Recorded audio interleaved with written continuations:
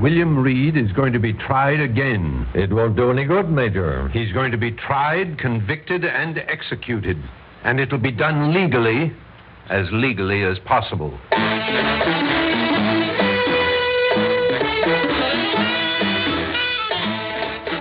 Theater 5 presents The Wrong Arm of Justice.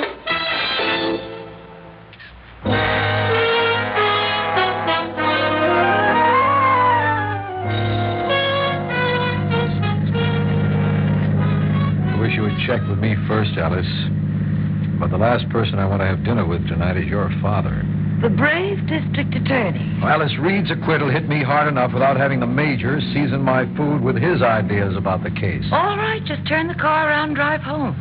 Father'll understand. Only too well. Thanks a lot. Well? All right, I'll sit and listen to his gaffe, even if it chokes me. You didn't talk that way about Father when he was helping you get your law practice started. Or when he helped get me elected district attorney. Okay, remind me to thank him again, and again, and again. If you can't be grateful, at least be smart. Father's just as ambitious for you as you are for yourself. He feels deeply about your defeat in court. It couldn't have hurt more if it had happened to him. I don't have any intention of calling off my fight against Reed. Well, tell that to Father. I'm sure that's all he wants to hear. All right. Oh, Alice, why am I taking it out on you? I'm sorry. Keep your eyes on the road, Jane.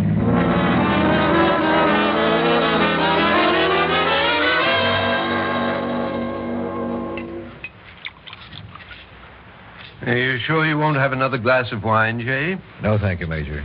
You'll drink with me, Alice? Certainly, Father.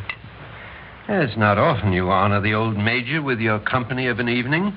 Jay's been busy. Yes. Well, now that Reed is free again to terrorize the public, you'll have a lot more time on your hands. If you don't mind, Major, I'd rather not discuss the Reed case. He apparently bought off the jury. I have no proof of that. Come on, son. You presented an airtight case. If those jurors weren't bribed, then they were afraid of reprisal by Reed's gang. Listen, the next time... Never mind. Oh, go on, Jay. I said I don't want to talk about it. Jay claims he isn't going to stop trying until Reed is convicted. Oh, sure. I don't care how long it takes. I'll get him. Yes, that's what you said in the newspaper interview. Your statement was printed side by side with Reed's. His read better. Major, get off my back. I'm sorry, Jay. I know the wound is still fresh. I did everything I could. Yes, everything you were permitted to do. Okay. Let's rehash all my mistakes. Tell me how you would have handled the case. Oh, no, Jay, no. I can't find fault with your prosecution of the case one bit. You made mince pie of Reed's defense, and your summation was brilliant. I was proud of you. Thanks. But unfortunately, your effort was in vain. He got to that jury. I thought he might. Major, I'll say without reservation that I believe Reed bribed or frightened the jury. But proving it is another thing. I've had each one of those 12 men down at my office. I promised them immunity. I promised them protection. Yet all of them swore they voted on the evidence. Ha! Should I have beaten the truth out of them? Well, that might not have been a bad idea. But I'll agree it wouldn't have done any good. Even if one of them stopped fearing for his life or the lives of his family, at best you'd get only a new trial. Then the same thing all over again. Decent people living in daily terror of that killer. And the law powerless to do anything about it. We are not powerless. You've got to fight fire with fire. Major, don't you think I get fed up seeing people like Reed go free? Reed's crimes are against the people, but it was my face that was pushed in the mud by that verdict. Maybe you like the taste of mud, Jay. Alice. Now, I didn't mean this to develop into a family argument. No? No, sir. Now, we shouldn't be fighting each other. The enemy is William Reed. Let's turn our anger against him, and let's be selfish about it. Now, this acquittal is going to affect your career, Jay. Oh, you put up a grand fight, but Reed won. And after the dust settles, that's all the people are going to remember. You failed them. I did my best. Is that what you're going to say in your campaign speeches? That is, if the party doesn't dump you for a new candidate. Is that a threat, Major? Why should I threaten you, Jay? I want to see you get reelected. Oh, excuse me. That must be a call I was expecting.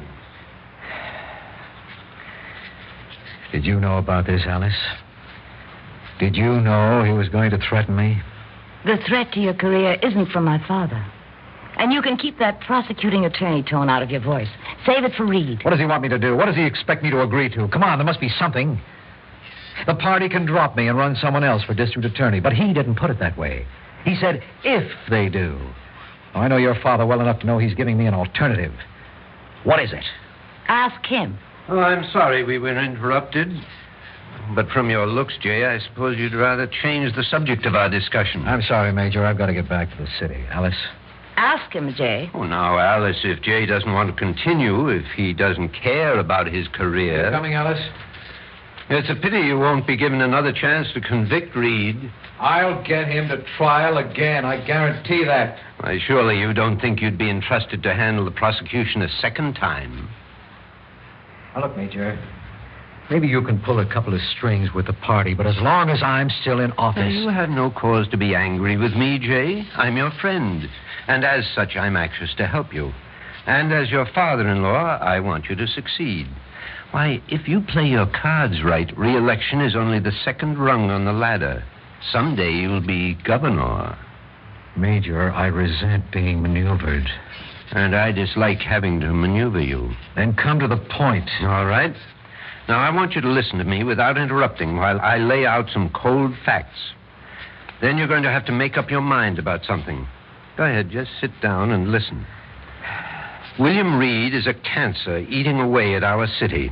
You gathered the evidence. Murder, extortion, a dozen rackets. Is there a shadow of a doubt in your mind that the man is guilty? Certainly not. But you let him get loose again. And that statement that he made to the papers. These are the hypocritical words of a monster. Listen to what he said. All I want to say is that my acquittal reaffirms my belief in American justice. Justice. Major, every cheap hoodlum who beats a rap always says that. Exactly. They make a mockery of the law. And each one who gets away with it breeds more disrespect for the law, more violence, more terror. The public has a right to be protected. Now, Jay, you've said you know beyond all doubt that William Reed is guilty. In court, you asked for the death penalty. Will you admit that even if you could have him indicted again, will you admit that your chances of convicting him are almost non-existent? What does this have to do with... An honest answer, Jay. I don't know. If he got to one jury, he might be able to get to another. Aha! There it is. More failure waiting for you. Frustration. But the public doesn't want excuses. They don't want the law to fail them. They want to be rid of William Reed. Now, you listen to me. I've stuck my neck out for you. I've assured some people that you want to see justice done just as much as they do. Now, these are the same men who will back you all the way to the State House. Thanks again. Oh, don't be a fool. We want you to try Reed again. Present the evidence. This time he'll be convicted and executed. I don't think I'm following you, Major. Jay, we've got him. We've got William Reed. He's our prisoner. Your prisoner? What? Are you crazy, Major? You can't get away. We can do it without you, Jay. Now, make up your mind. You admitted you don't have a chance to convict him in open court. All right, but to take the law in your own hands... We have no choice. Alice, do you want me to do this? I want you to succeed. Well, Jay? When is this trial supposed to take place? As soon as we get to the farmhouse where Reed is being held. They're waiting for us. All right. I'll present the evidence.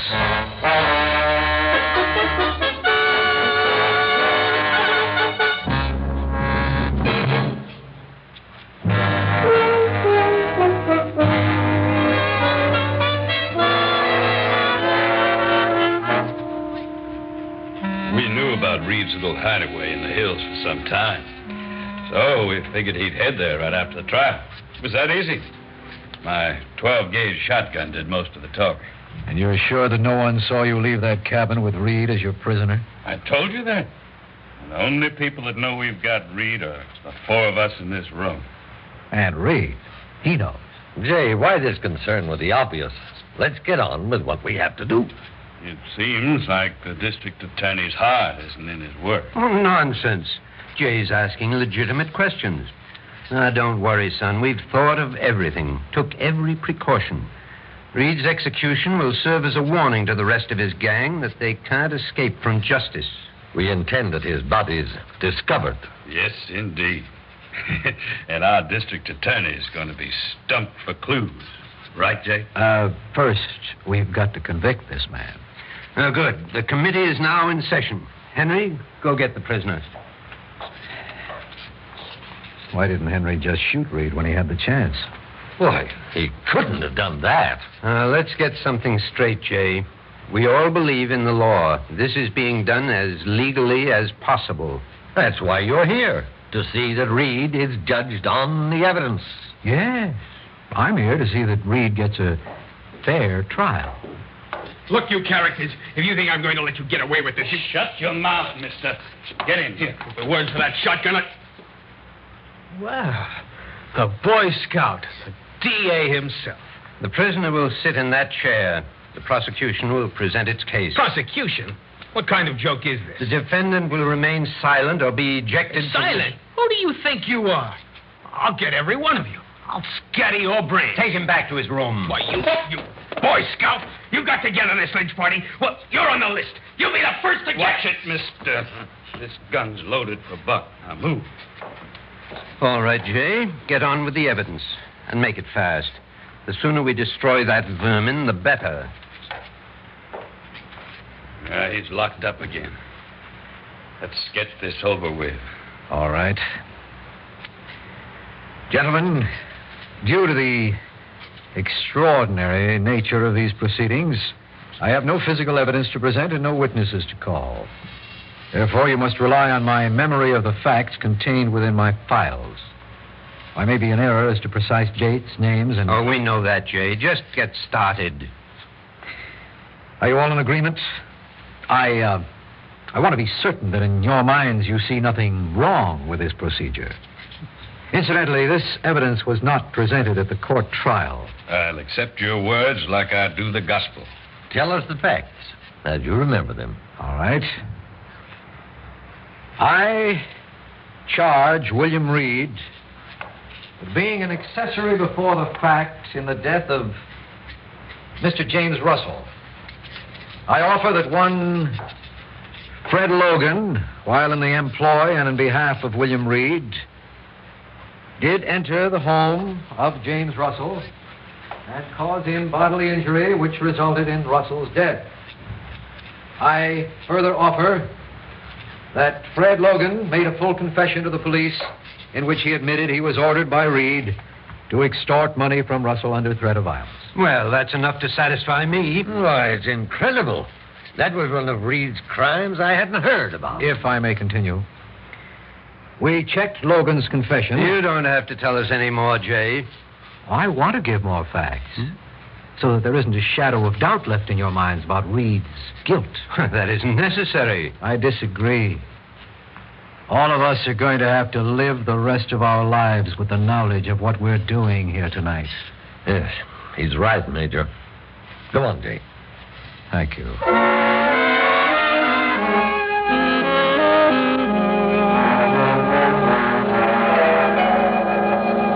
And that concludes the case for the prosecution.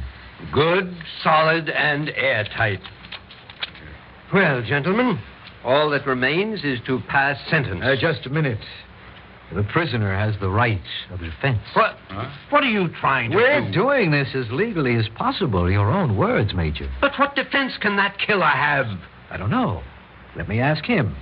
I'll present his argument, whatever it is, and then you can decide on his guilt or innocence. Oh, it's a waste of time. No. Let's hear Reed's story. It won't hurt to take another few minutes. Give me the key to the room, Henry. I'd better come along with the shotgun. That won't be necessary. If he tries anything, I'll call out. A ridiculous delay. It's the proper legal procedure. Jay's right. Sure. What's the difference, Major? Reed's gonna be dead a long time.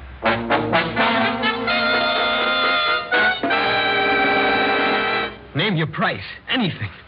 Listen, you're the DA. You can't join in a kangaroo court. You can't. You're scared. Well, you're sure right I am. This is crazy. Please. Please. You're finished, Reed. All finished.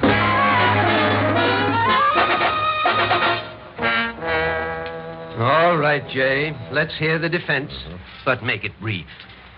As counsel for the defendant, I move that this court be dissolved as being illegal and unconstitutional. Motion denied. Proceed with the defense. Very well. My client denies the allegations. He contends he had no part in any crime concerning James Russell. In fact, he even denies having ever heard of James Russell. Right up to the last minute. My client also denies employing Fred Logan to extort money from Russell under threat of violence. Furthermore, he contends no acquaintance with said Fred Logan. If I may summarize, I contend that the district attorney lied, that he presented a false set of facts, that he described to this court a crime which didn't exist. John, remember you said that it was a crime you had never even heard about? Yes. You were right. It never happened. I fabricated the whole thing. You were all waiting to pass judgment without proof, just to ease your conscience. This is just could be another pack of lies. You're acting as his defender now. Well, how do we know which version to believe? Order! Order! Has the counsel for the defendant concluded? I'm neither the defender nor the prosecutor, and you men are not judge and jury. You're on trial. We're all on trial. Yes, I invented a case against William Reed, just as I could invent a case against any of you, and in this kind of court find you guilty. I warn you, Jay. We start with Reed, then who's next? Some innocent man whom we think is guilty? We know Reed is guilty of a dozen crimes. He's a menace to society. Not as big a menace as this court. All right. You've made your speech. But remember this, Jay. You're in this as deeply as we are, whether you like it or not. I vote Reed guilty as charged. Well, I don't know. If that wasn't a real crime that Jay described... That's not important. What's that? It's Jay's car. Moving out toward the highway. Jay, who can be driving your car? It's Reed. I left the room unlocked and gave him the keys to my car. You tricked us. You helped that killer escape. I kept 3 other people from becoming killers. That is, unless you're ready to put me on trial, Major.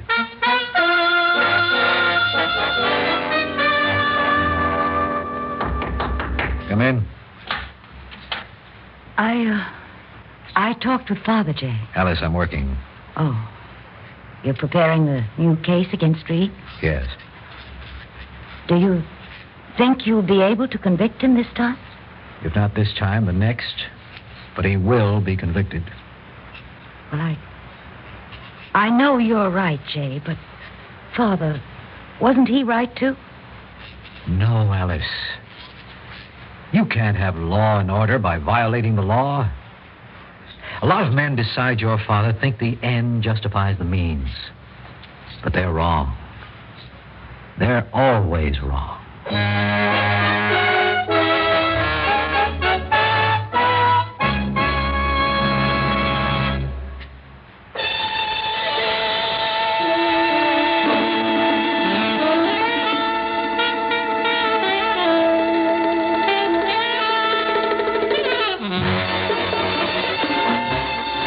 Theater 5 has presented The Wrong Arm of Justice, written by Leonard Stadd and directed by Ted Bell.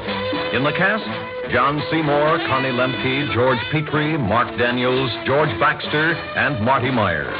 Audio engineer Neil Pultz. Sound technician M.C. Brock.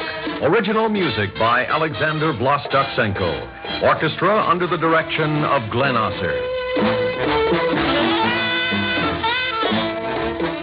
Executive producer for Theater 5, Edward A. Byron.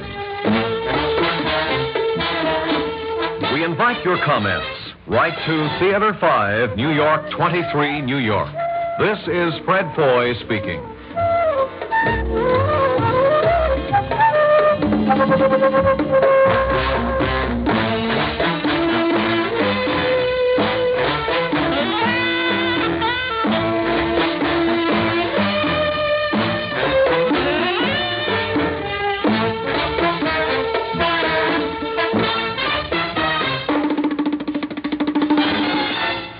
This has been an ABC Radio Network production.